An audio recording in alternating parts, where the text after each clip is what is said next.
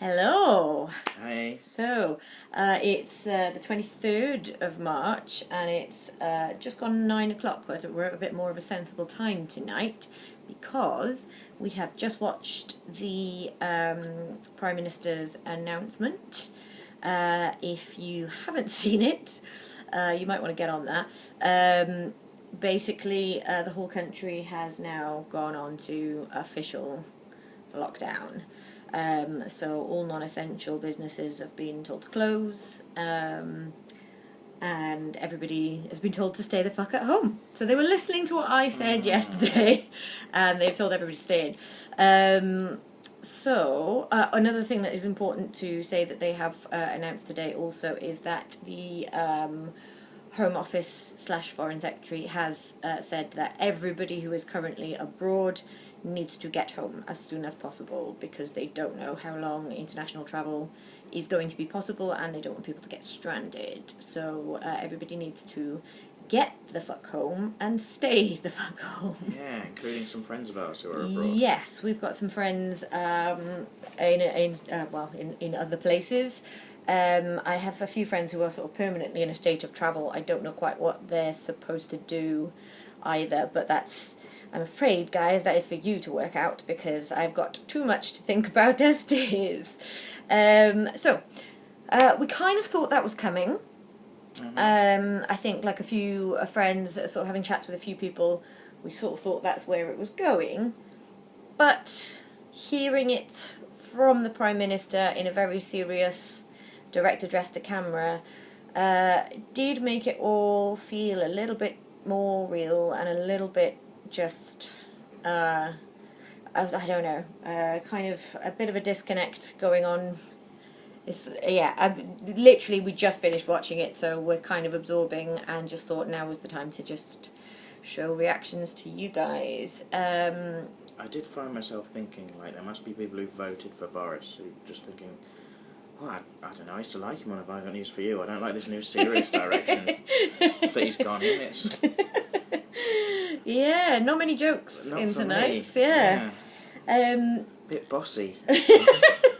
Yeah, who's this guy telling us what to do? Yeah, but we should do what he says. Yeah. To be clear, we agree with what he's saying on this rare occasion. Yeah, I gotta say, I'm with what Boris is. Ugh, I don't like saying that, but I am entirely with what Boris Johnson is saying right now. Stay in. Some of the sort of details of it are still kind of like, what does that mean? Oh, does this mean okay? One of the things that I was wondering about was like, oh, well, it says no public gatherings of more than 2 people unless you live in the same household. So I guess that means that you and I could walk the dog together if we wanted to. And you're allowed out once a day for exercise, but I'm thinking they would rather that be kind of a jog or a walk or a cycle, but not a big let's all get together and have a dance class in the park or anything like that. But I'm going to have to make sure, because I'm off work now for a bit, which I'll explain in a bit, but I'm going to have to make sure that I do keep regular exercise, because I mostly get my exercise from walking to work and back and around. I do a lot of walking, have done for years, and that's why I've got an incredible arse. And if you do say so yourself. I just don't want that to slip. Neither do I. So to speak. Neither do I. I'm all for you keeping that going. I don't mind putting on a few pounds, but I'm going to have to get my squats on. Okay, priorities. It's good that you're really getting to the crux of the issue. Never used the sentence "get my squats on" before. I'm not sure anyone has. How do you feel about it? I have mixed feelings about that. Yeah. Cool. Well, but we will probably have quite a stir crazy dog that you can walk if you would like to. So you can keep that lovely sculpted posterior of yours in tip-top shape. Not my words. So yeah. Moving on. So you can tell that shit got real because today I have tea instead of wine. It's like it's the one time you can see that I'm like, oh no, Ellie doesn't have a glass of red wine. Things must be serious. What's wrong with Ellie? She's not been driven to drink. Yeah. Yeah, but yes, it's a tea drinking evening. Although I dare say I will probably switch to the red after I've kind of absorbed what's going on. But yeah, it's a weird one, and it probably shows that we haven't had a huge amount of time to absorb this, because I think we sort of tend to be like, oh, I'm going to discuss this tonight, I'm going to discuss that tonight. One thing we definitely should go to is talking about you and work and what's going on there. Well, and then we'll see what else we waffle on about. So just briefly, I work in an optician's support staff. I'm not an optician, but I work as support staff. I do that part-time when I'm not doing stand-up comedy. Obviously, stand-up comedy has stopped now for the foreseeable future, so the opticians is my only current income, which still means I'm in a better position than a lot of people, and quite lucky to have that income at the minute. But that's my situation. I think the opticians counts as an essential business, so I think it's going to be open for the duration to look after people with eye health emergencies. But it probably won't be operating with as many staff as it currently has, because we only are seeing emergencies now. So we have a lot of people working there. In fact, today they were asking, and they've actually been very good at my work. They've reduced the hours that they're open each day, because it's not been necessary to be open as long, but they're still paying people for a full shift even though it's shorter hours. And they've asked today for people to kind of volunteer to kind of take some holiday time, which I've done, so I'm definitely at home for the rest of this week and next week, and we'll have to see how that goes from there. They're looking into other ways they can look after us, and if they can sort out the kind of 80% thing, whether I'll be needed back in as support staff in a fortnight, or what the situation is. Things are changing so quickly, it's hard to know. Yeah, I think that's sort of the thing, is we're not really, we don't really know how things are going to be from day to day, let alone week to week. But I do have to say, when you said that you were taking the rest of the week and next week as holiday, I was relieved. The main reason being, I don't really want you out and about with the general public. Normally that's fine. Just I advise against it for the general public, but for now I would prefer if you just limited your contact with other people in general, but particularly very jealous. Yeah, very, very controlling, horrible woman. No, normally it's fine. Please do tell other people some jokes so that I'm not the only one getting them. But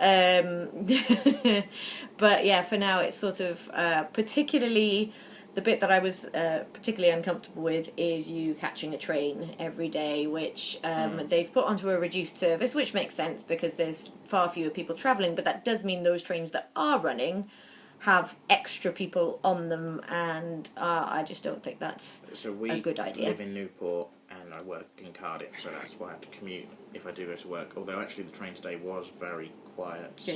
Good. Hopefully people aren't really cutting down on travel, although obviously people have been going out a lot more than they should have been, which is part of the reason why they've now brought in these extra restrictions. I think they were hoping people would just kind of do it by themselves. Yeah, well, I was very... you saw me a little bit yesterday getting quite ranty about it, but actually more has come out today. I've sort of seen pictures that are taken today in, like, pubs that are sort of having lock-ins and things, and kind of making this sort of, like, making light of it, sort of have this kind of speakeasy vibe.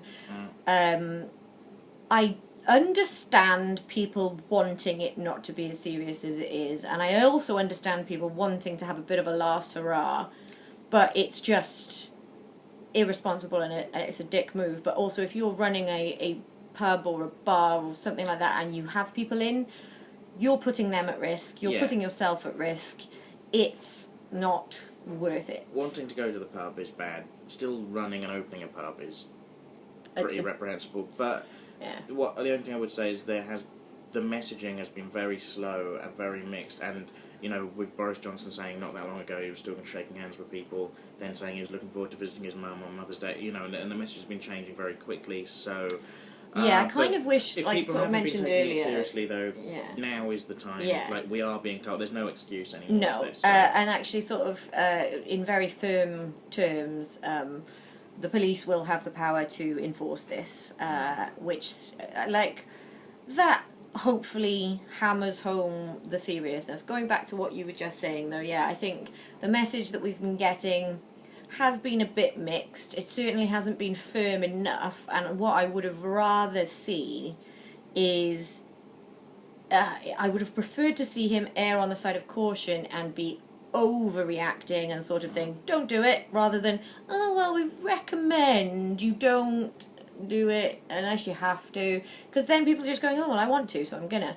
And, like, I'd rather someone be a bit more sort of, don't do it, we don't think you should do it, we're not going to make it illegal for you to do it, but don't do it, rather than, make it a judgment call. Don't leave things to the British public to judge for themselves. They're not allowed to do that anymore. They're really bad at it. Although, I tell you a thing. Yeah. I listened to a podcast today, and you know how in France and Italy and Germany and things, it seems like everyone's been a lot ahead of us and kind of, and just the government's reacted quicker and everyone's been a lot more sensible. But I was listening to a podcast about how people are dealing with it, and they had someone from France speaking, and he said on the day they announced the shutting of all the pubs and cafes and things, and like loads of people, like everyone went out on one big last hurrah. They just did one so big... they just then were just going out and mixing with people and spreading germs, which was the exact opposite of what was wanted. Yeah. And then the next day, after everything had shut, they went, oh, it's a lovely day, and then loads of people were going to the park. Well, I'm glad it's not just us then. Well, this is it. I don't want to say... well, no, I'm not glad. That's still terrible. Yeah, but at least I'm not that. So nationally embarrassed Yes, just exactly about us as a country. I don't want to say I'm reassured, but I do feel a bit less kind of embarrassed of just British people, because we had a bit of an awkward encounter, didn't we, in the week? Oh yes. Where we will name no names. We will name no names. It's alright, I've forgotten his name. But we bumped into this was when the escape room was still open. Yeah, we should, for the record, say I had it was my one and only game of the week. So we weren't just going into town to hang out, but we were meeting post work so we could come home and share a cab home, because I can't walk that distance. But so it was trying to sort of reduce. So we met. We bumped into an acquaintance, didn't we? Like a friend of a friend, and not someone I know particularly well, not someone Ellie is particularly close with, I don't think, but like a friend of a friend.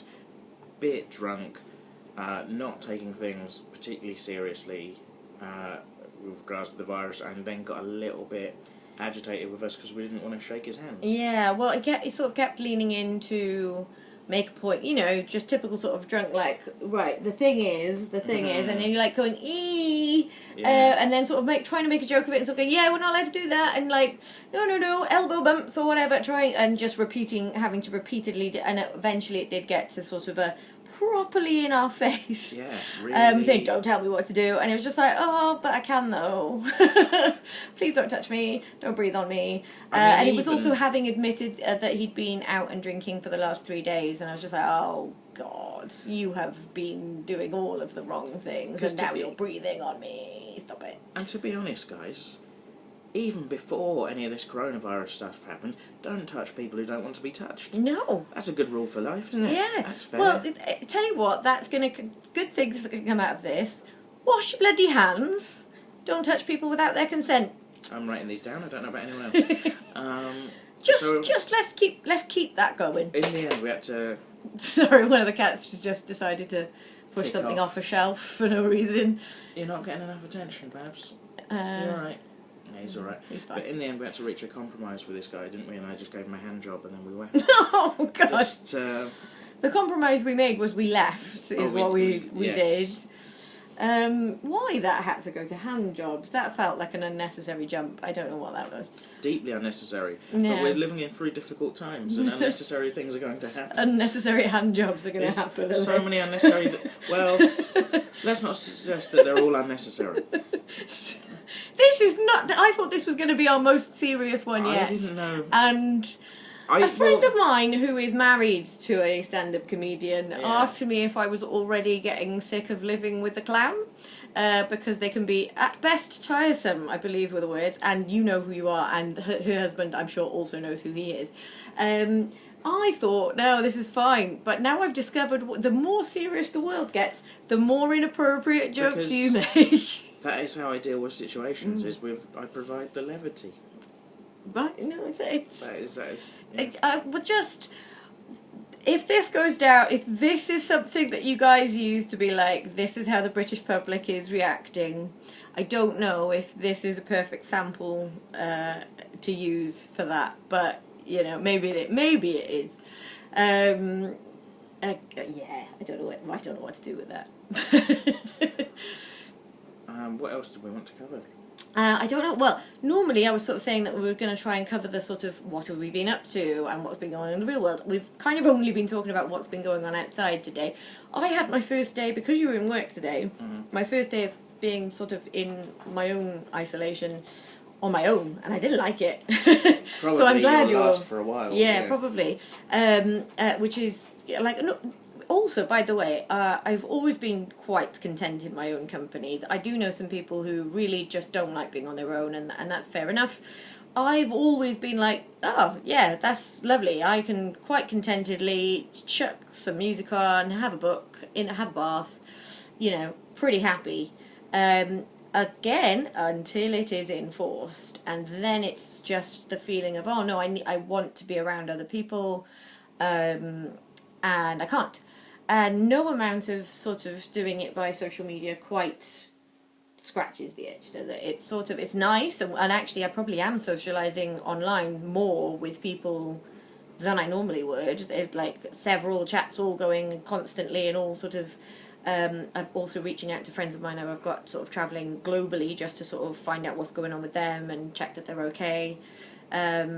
So in that sense, it's bringing people together and making connections, and I think all of that is a good thing that is to be continued.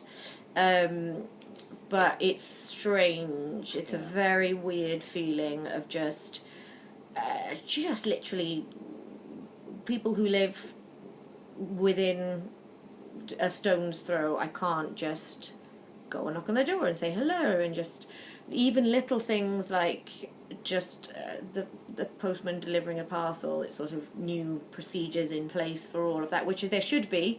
It's all good that there are those procedures, but it's a very big adjustment in a very short space of time, and I don't know if it's really sinking in, because I think we're at the stage where it's new and it's different and it's big and it feels very weird.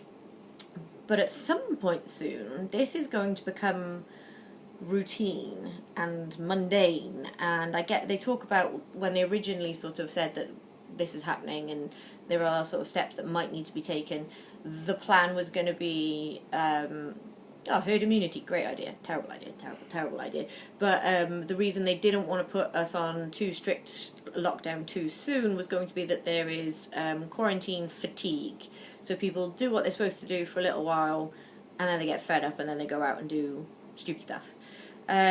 Which probably, to an extent, will happen, but hopefully it'll happen in little pockets about the place, not on a grand scale. Whereas if you just go, I'm not going to introduce lockdown at all, because people will get tired of it and stop doing it too soon, you're not doing anything. If everybody is still mingling as they normally would, then surely that's worse than locking them down too soon and then having pockets of resistance later on. The whole science of that was just flawed, as far as I can tell. Like that felt like, let's drag our feet as long as we can before we have to put our hands in our pockets and actually like make some tough decisions. But maybe that's just me being cynical about a Tory government. Cynical, but I mean that cynicism is earned by their past behaviour. Yeah. So I regret nothing. In a spirit of, you were talking about communicating and staying in touch with people online and trying to stay communicating and things, if you watch this video and if you know us or if you don't know us and you want to comment or say how you're reacting to the news or what you're doing if you're in lockdown or isolation, how you're keeping yourselves busy and entertained, and we're going to be doing that on here. So if you want to get in touch and comment please and do. respond with that, That's the first time this has actually felt like a proper thing that we're actually doing. But yeah, last night, within minutes of me posting, because we put this up on Facebook and YouTube, within minutes of it going up on YouTube, I got a comment from Canada, and I was just like, how the hell did you even find this? Who are you, you lovely person? I'm glad you... I think it was something very simple. It was something along the lines of, nice content, I enjoyed it. And then, oh, Thanks. Thanks, strange Canadian man. I like you saying that too. But yeah, it slightly baffles me. I thought for years in comedy. I don't think anyone's ever told me nice content. Oh, bless. Nice content. I like it. Thank you. Pretty fond of your content. What does that mean? So yeah, if you are watching, I've had a couple of friends who I know watch this say quite nicely, oh, it sort of feels like we're hanging out with a few drinks, and it's quite nice because it sort of feels like I'm hanging out with you like we would normally be able to do. So I sort of get that, and that's partially why I think I have this slightly obsessive compulsive need now to document this. So as well as these that I'm putting out, I'm also filming little things around the house and sort of just random moments of insanity. They're all being documented slightly obsessively. I don't really know why, other than it makes me feel better to feel like I'm doing something. That's probably the crux of it, because I was saying today, I've mentioned I've got some health problems. For those who don't know, I have fibromyalgia, which is causes chronic fatigue and some pain issues. It's pretty well managed, but it's a thing that bubbles around in the background. One of the things that it does, though, is when I am stressed, it gets worse. And currently, I'm quite stressed, so it's a little bit more painful than it would normally be, and I'm a bit more tired than I would normally be. Just as that's going on, I have this slightly over-the-top urge to, I'll tidy the house, and I will sort things out, and then I will live in a nice, ordered, controlled, safe space, and that will make me feel better. And then my body goes, nah. But I tell you what you can do is worry about the fact that you can't do that. Enjoy. So cheers, body, for that. That's nice. But yeah, I think quite a lot of what's going on with a lot of people is strange mental health reactions to this. Probably not just people like myself who have had a history of a few lumps and bumps along the way with that sort of stuff, but people who haven't really before. I think the scale of this is sort of freaking quite a lot of people out and making quite a lot of people who are normally quite chill a bit anxious. One thing I would say is don't feel bad if that is the case. I think if you weren't reacting sort of fairly strongly to what's going on, then I think I would be a little bit more concerned that you either are in denial, or if you don't care, then maybe you're a bit of a sociopath. Yeah, because you should care about this, and it should feel big, I think is fair to say. So if you are having a bit of a wobble, don't beat yourself up about that. I think most people are, and yeah, as I say, if you're not, then you're the weird one, not me. Because we're basically living in a dystopian fiction now, aren't we? And that is not a fun, healthy place to live. No. So we're going to make the best of it. Yeah. We're going to have a spa day. Yeah. Oh, that's actually in our day one vlog, when we were sort of thinking about it as a lockdown vlog, but you were still having to leave for work. Now that this has gone full lockdown, I will allude to some of those plans that I mentioned towards the end of the episode, to which Harriet Watkins said it sounded like we had sex swing plans. We do not have sex swing plans. Those plans include, I'm going to give Chris a spa day, because he won't be able to object. That is going to involve face masks, pore strips, anything else I can think of. I might pluck his eyebrows if he'll let me. I don't even do mine, but it'll be fun to see if I can do his. I'll light some candles, I'll make it nice, and then I'll rip your hair out from the root. It'll be... He was more into this until I mentioned the eyebrow plucking. Yeah. That was just a new thing that came. I'm riffing. Yeah. I'll do the face mask, and I'll do the the pore strips and things. Also, I bought some fake tan. Yeah. For a sketch that I made, but now that we are locked in and I am not going out and seeing people, or appearing on stages in front of strangers, or having to go to work or look professional, I might just fake tan my whole self. And well, I'll help you, so otherwise you'll just have a very pale back. Well, but who's going to see my back? Me. Oh, yeah. I will help you do a good job Okay. because I am the only person who's going to have to look at you. Well, but also, I guess we will be broadcasting my face to the internet still. Yeah, not your back though. I will be Not the my only back. person who can see your back. Yes. So I will do a good job. You're welcome. But yeah, so there's silly plans like that. But I think I might get a full body fake tan. Why not? I've never been tanned in my life. I am so pale that I reflect all sunlight, and I don't tan. I think it's impossible for me to. I don't burn either. I am literally white. I should burn, but I just reflect it all. Just doesn't happen. I don't know what. So it'll be interesting to see what I look like with a tan. And I was actually quite impressed with the fake tan stuff you used. I thought it was going to look awful. Looks quite good, but like for the sketch, it was quite deliberately only the chest and like stops, which I don't know if you're going to be able to see. Yeah, you probably can't see, but It's faded a bit stops now. at the shoulders, which I can say is an interesting look to be rocking around the house with. And again, I'm the only one with the pleasure of that. So I am lucky girl. me. I am so very lucky. Feels like a good note to end things on. Was there anything else we wanted to talk about? No, I think that's probably covers everything. Yeah, maybe tomorrow after stuff's sunk in a little bit more and we've seen some more of how the rest of the world's reacting to all of this, that might be more stuff will bubble up and under. But yeah, do, if you are watching, then feel free to comment. And the one takeaway thing, which I have kind of said, but I just want to reiterate, is if it's all having a bit of an effect on your mental health, then you're not alone in that. I'm certainly having a wobble here and there, but actually you're helping a lot with me not going proper bonkers. And yeah, just give yourself stuff to do. And the one bit of advice that I keep hearing and I keep thinking, yeah, that's really good advice, and not entirely doing it myself, is try to only worry about the stuff that's within your control. So if that means putting yourself into self-isolation and doing the things that you can do to feel like you're making a difference and doing the right stuff, do those. But there's no point worrying about what other people are doing, whether they're doing enough, what's going to happen, because you don't know, you can't control it, and that way madness lies. So just try not to obsess over everybody else and just focus on the bits that you can do anything about. That's my advice there. That's a bit of a serious end, but I think an important one. And yeah, hopefully tomorrow we will be back. We will be back, unless things really drastically change in the meantime. So we'll be back tomorrow, hopefully with more talk of unnecessary hand jobs.